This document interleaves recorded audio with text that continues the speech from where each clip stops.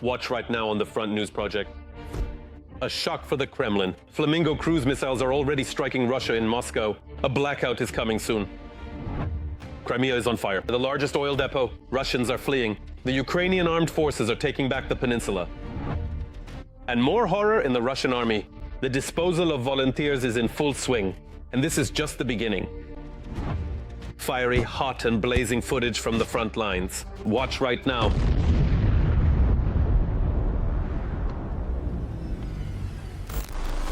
Greetings, this is Vladimir Timoshenko with you, and we're starting right away with the main topic.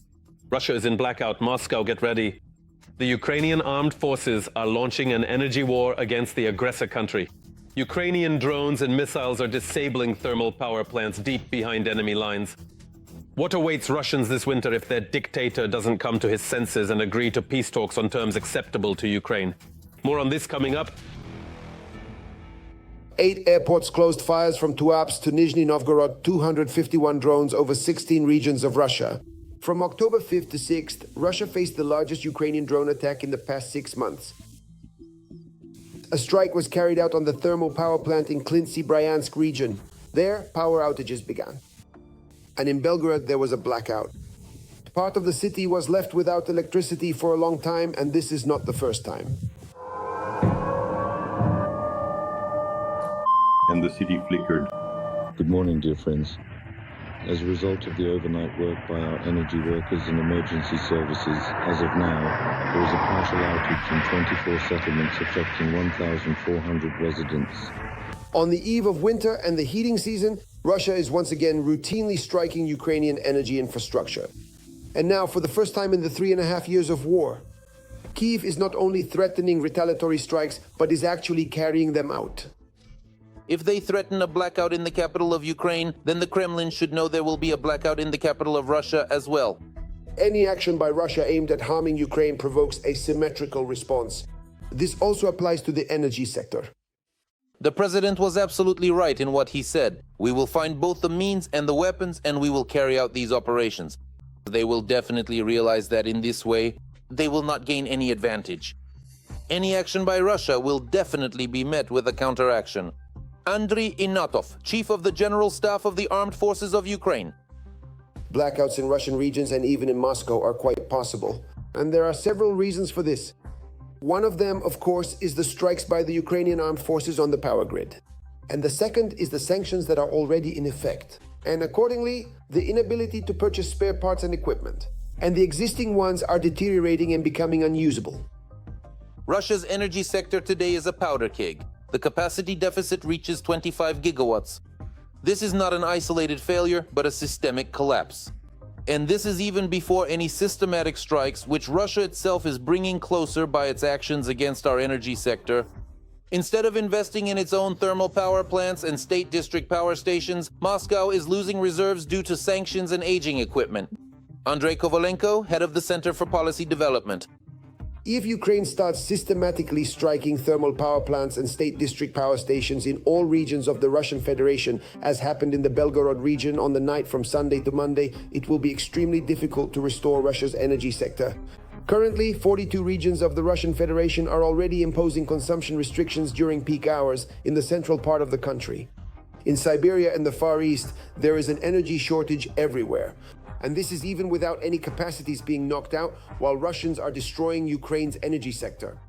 We have a safety net. We receive kilowatts from the EU as well as spare parts for restoration. In turn, the Russian Federation does not have such assistance. Their energy workers can only rely on themselves. And as the latest strike in the power sector showed, Russia is facing a very long, cold, and dark winter. Meanwhile, Ukrainian drones attacked the largest oil depot in Crimea. As a result of the strike on the Feodosia oil terminal, a fuel storage tank exploded. A massive fire broke out, which can be seen from dozens of kilometers away. And the Russians have even bigger problems. Ukraine has begun using new Flamingo cruise missiles. This was reported by The Economist. Details about what is happening on the front line are in our military review. New attacks on temporarily occupied Crimea. This time, explosions occurred near the Saki and Kacha airfields in Feodosia and Yevpatoria, as well as in the Simferopol district. As a result of the strike on the Feodosia oil terminal, a fuel tank exploded and a massive fire broke out, which could be seen from dozens of kilometers away. This is primarily a blow to the logistics of the occupying army. This makes it impossible to redeploy personnel, to deliver ammunition, conduct rotations, and carry out other activities related to the logistics of the Russian occupying army. And secondly, it creates a fuel crisis in the territory of occupied Crimea. This also affects the social mood among the local population. In other words, this undermines trust in the actions of both the local occupying army and authorities, as well as, accordingly, the central government. Belgorod region was hit by a blackout due to a strike by the Ukrainian armed forces. As a result of significant damage to the energy infrastructure, about 40,000 residents of Belgorod and the region were left without electricity. By the morning of October 6th, this number had dropped to 5,400 residents. On the night of October 6th, it was loud in Tuapse, Krasnodar Krai, and in Dzerzhinsk, Nizhny Novgorod region. In the city of Klinsy, Bryansk region, a large fire broke out at the local thermal power plant. This facility is not only one of Russia's leading manufacturers of industrial explosives, but it also produces aerial bombs, specifically KABs, warheads for anti-tank guided missiles, and warheads for surface-to-air missile systems. This plant is on the sanctions list of the European Union, the United States, the United Kingdom, Japan, and Switzerland. Ukraine has begun using FP-5 Flamingo cruise missiles, which can fly as low as 50 meters above the ground, have a range of over 3,000 kilometers, and possess tremendous striking power thanks to a warhead weighing 1,150 kilograms, according to The Economist. The missile cost about $500,000 US. For comparison, the American Tomahawk costs 4 times more than the Ukrainian Flamingo. How is the cost reduced? First and foremost is due to the use of refurbished turbofan engines from the Soviet era. Manufacturing the carbon fiber fuselage takes only 6 hours. Currently, 2 to 3 FQ-5 missiles are produced per day. However, by the end of the month, this number is expected to increase to 7. Kramatorsk most likely attacked an enemy drone via fiber optic for the first time, reports a Radio Liberty correspondent. Kramatorsk is a frontline city. The distance to the line of contact is about 20 kilometers. Therefore, accordingly, the use of FPV drones on fiber optic is a quite predictable scenario for the Russian Federation. All the more so since FPV drone strikes are one of the elements of terror against the civilian population. I would like to note that the information about the use of fiber optic, the drone on fiber optic, was also confirmed by the Kramatorsk City Council. But what is particularly telling is that this drone struck a passenger car that was parked near a multi-story residential building. In other words, this once again underscores that the Russian Federation has chosen a tactic of terror against the civilian population. During the massive Russian missile and drone attack on Ukraine on October 5th, at least 3 Chinese reconnaissance satellites were detected over the Lviv region, which took the brunt of the strike, according to journalists from the publication Militarny. According to the official Chinese position, satellites of this type are used for scientific experiments, land resource research, and disaster prevention. However, it is also believed that these are military reconnaissance satellites. At the same time, it is noted that it is unknown whether these satellites were actually conducting reconnaissance during their flights over Ukraine. Putin is trying to curry favor with the United States so that they do not help Ukraine and in particular do not supply Tomahawk missiles. The Institute for the Study of War noted that Putin is working toward rapprochement between the US and Russia, trying in this way to achieve outcomes in Ukraine that are favorable for Moscow.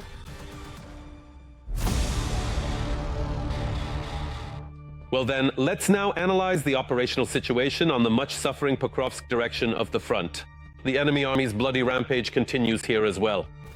In the Pokrovsk direction, Russian invaders made 40 attempts to push back our defenders from their positions in the areas of the settlements of Nikonorivka, Mayak, Rodinske, Krasny Liman, Razino, Novoekonomichna, Mirolyubivka, Lesivka, Pokrovsk, Zverevo, Kotlina, Udachne, and Orekovo. Filia and towards Novopavlivka and Vladimirovka. The defense forces are holding back the onslaught and have already repelled 35 enemy attacks. Another 5 combat engagements are still ongoing. The most massive combined strike on Lviv region since the beginning of the full-scale invasion. Russia attacked the region with Shaheds and cruise missiles. One of the shells hit a residential house in the village of Lopaivka. An entire family was killed, 4 people in total. Among them was a 15-year-old girl. TSN correspondent Marichka Kuzik will tell and show you more about this horror. All that remains of the house are bricks. It was completely demolished down to the foundation. This was a residential house in the village of Lopaivka, just outside Lviv. An entire family died here in an instant under the rubble. 3 adults and a 15-year-old girl. Rescuers managed to pull another family member out alive. And at the moment, he is in the hospital. 2 more residents of neighboring houses were also hospitalized. Our units managed to save 4 people. We evacuated them from the upper floors and also had to pull people out from under the rubble where they ended up during this attack. Last night, the Lviv region came under fire. It was the most powerful shelling since the beginning of the war. The Russians launched dozens of Shaheds and missiles. Some were shot down by air defense forces, but several still made it through. Residents of the village that suffered the most say it was a night from hell. We ran outside because we have hay on the roof. If shrapnel falls, what will happen? What will happen to us? We run out here and there's a rain of shrapnel falling. It was very loud and you know how terrifying that is. But all this time, I was prepared for it. I told my brother, it's just a matter of time. When could it hit here? The blast wave moved on further. Dozens of houses with shattered windows, with destroyed roofs and doors. Since early morning, people have been taping up their windows with plastic to at least protect their homes a little. All the windows are damaged and there are no front doors left at all. Here's a pile of doors. The guys, my nephews, are already starting to cover up some of the doorways for me. Look at what's happened to the ceilings and everything else. For those who have nowhere to live, I've already put up 3 people from the Kharkiv region who were living here in a hotel. The rest have friends, relatives, and so on, so for now at least they haven't asked for help. At the same time, the Russians struck both industrial and energy facilities in the region. In Lviv, warehouses, garages, a service station, and energy infrastructure facilities were damaged. An industrial park caught fire. This is a civilian facility with no military purpose. Debris also damaged a school and a kindergarten. Due to the heavy smoke, residents were asked not to open their windows and public transport only resumed operations in the morning. Debris from missile drones is still being found throughout the city and surrounding areas. People are being asked not to touch them and to immediately report them to the police.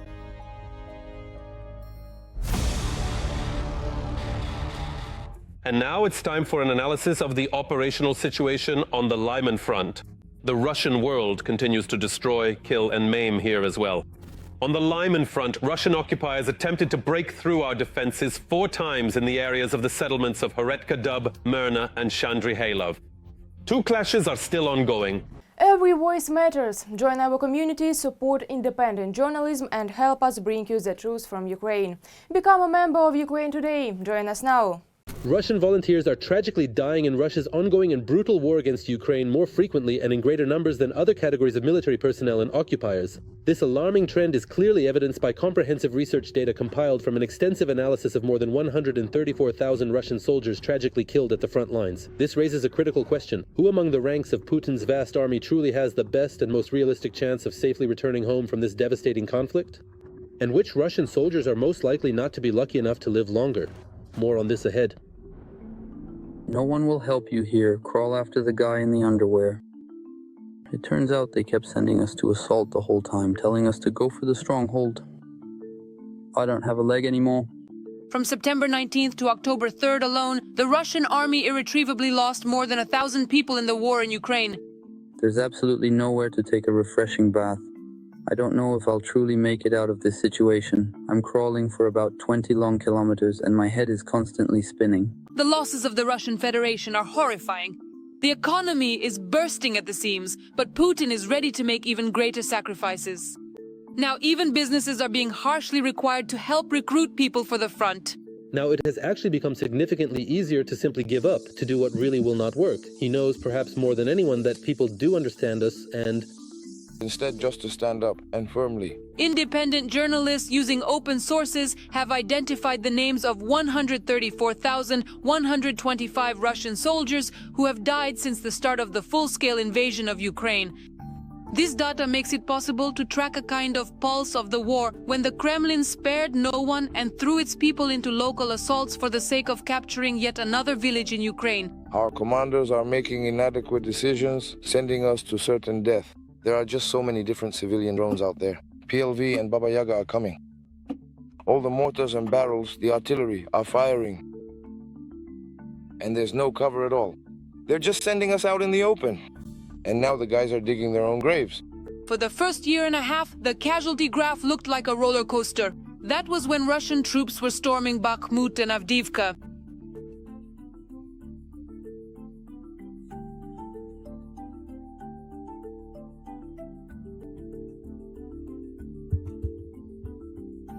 The Russian Ministry of Defense, then still headed by Shoigu, was burying 100 to 150 people a day.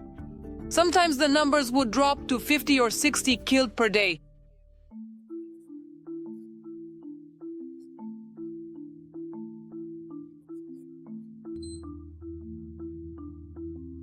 Since October 2023, the curve has remained consistently high. It drops below 120 only in rare cases, and the recent dips on the graph are not due to any miraculous rescue of Russian troops, but rather the time needed to verify and process fresh obituaries. Our guys went through hell in captivity. The dead suffered numerous tortures and abuses. Most have shrapnel wounds and concussions, fractures that healed without any medical intervention. One of them is missing a leg. They all need medical care, a military medical commission, and ultimately leave. But instead, these sick men are being sent to the front lines. In terms of geography, Bashkortostan and Tatarstan lead in the number of their citizens killed in the war. Here, local volunteers help identify the dead. Our city, right? Miski. In 15 years of the war in Afghanistan, there were only 3 or 4 people killed. And just look at what's happening now. Everything is just covered in flags. There's a special category, volunteers, those who signed a contract in 2022. Right now, they make up almost a third of all identified casualties. That's 29%. Can you imagine? That's just one country. That's a factory. In just 2 years. Now there are new burials appearing. The Kremlin is disposing of those who went to war on their own, who fell for the propaganda. Prisoners make up the second largest category of losses. That's 14%. Some of the dead are officially recorded as volunteers, not as convicts. There are many individuals today who are currently in various places of confinement, and they deeply love their homeland, their native country. They have a good chance to prove it by signing a contract for the special mission. Mobilized soldiers make up 11% of the list. This figure is understated because obituaries often conceal their status. In short, it's truly, essentially,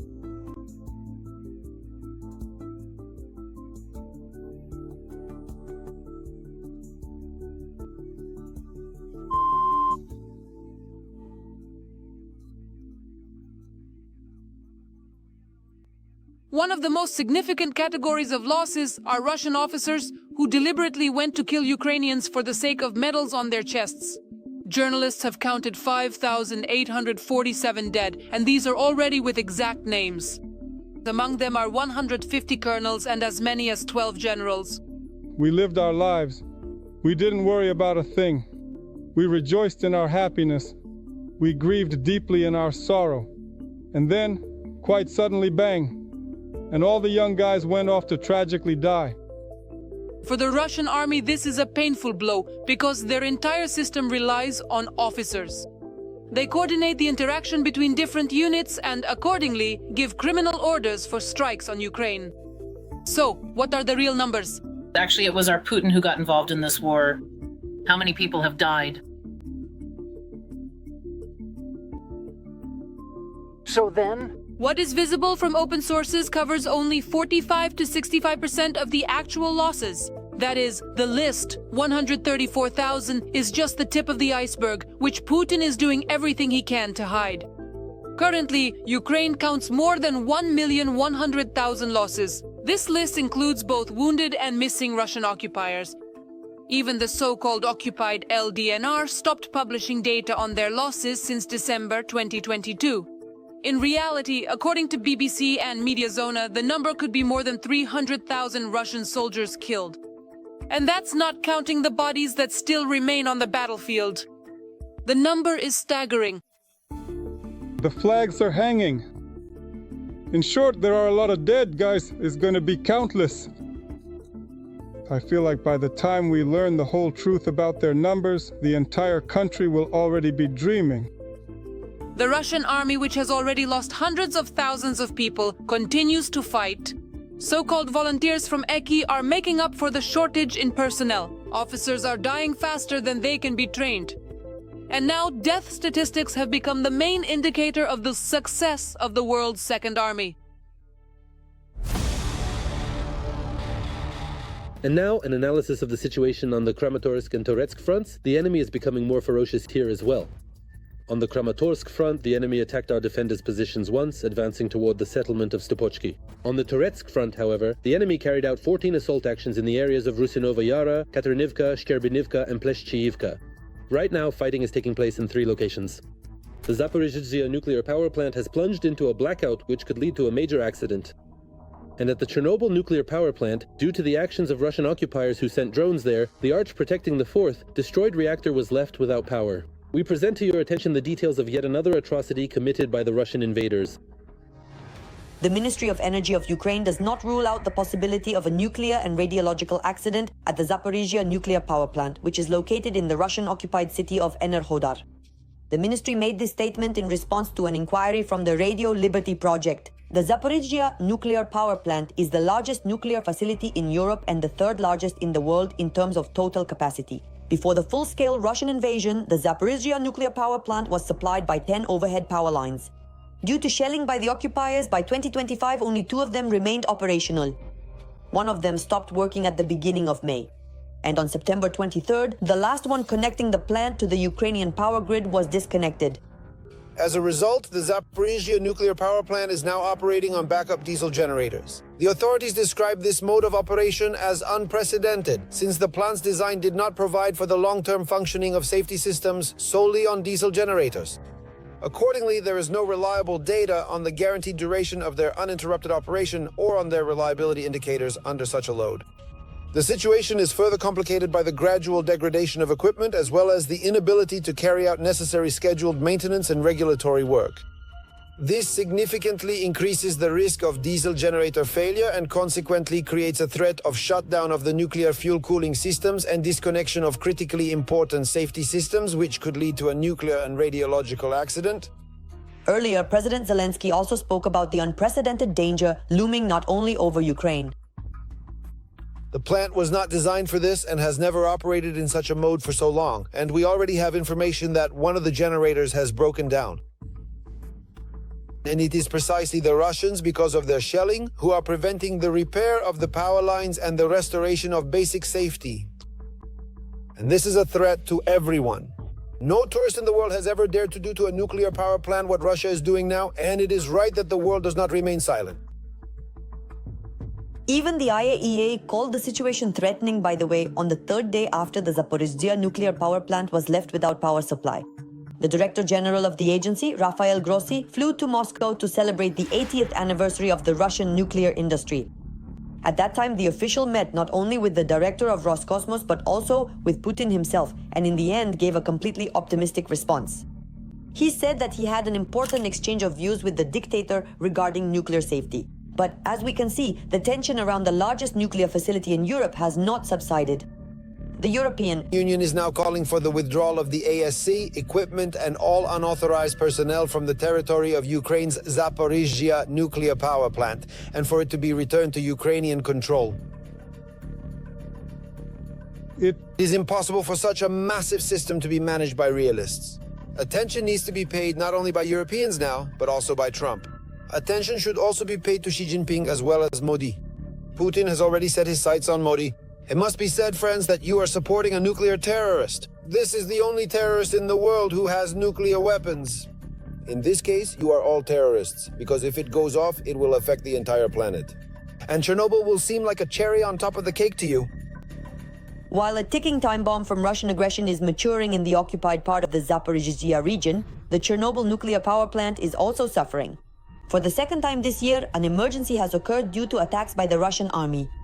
As a result, the shelling near the town of Slavutich led to the disconnection of the sarcophagus built over the destroyed fourth power unit of the Chernobyl nuclear power plant from the power supply. Emergency services managed to resolve the problem fairly quickly. But as we can see, the Russians are increasingly walking on the edge with their nuclear terrorism.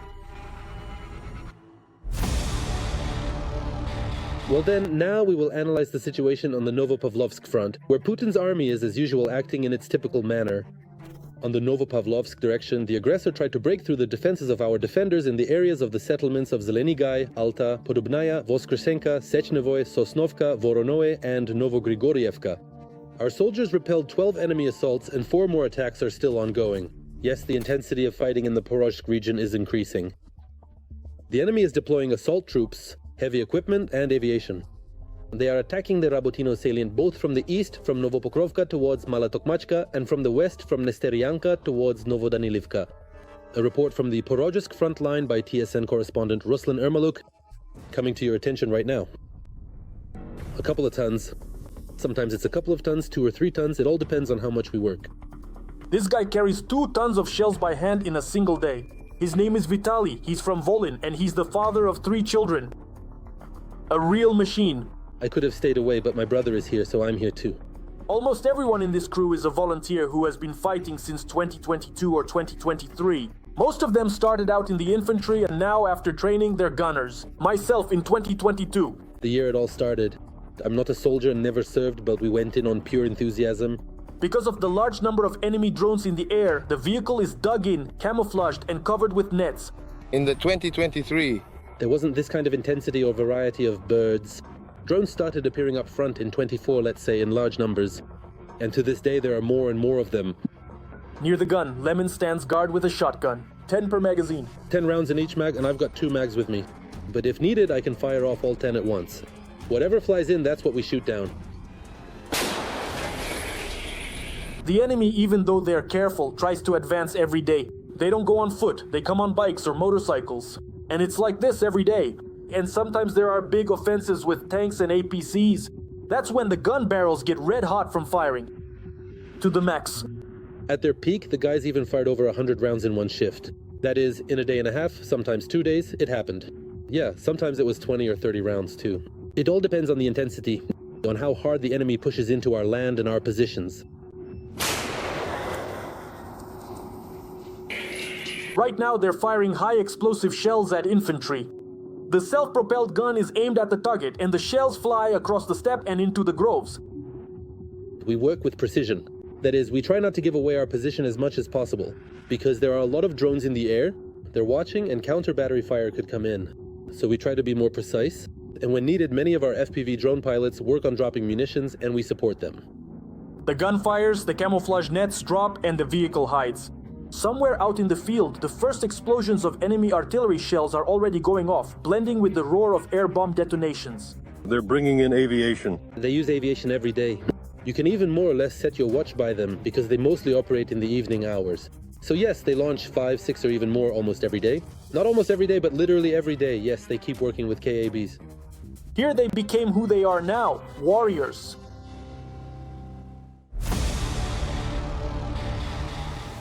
That's all for today. But very soon on Front News, there will be new unique reports from our journalists at the hottest spots of the war, all so that you know the truth. This was Vladimir Kimoshenko with you. Take care of yourselves and your loved ones.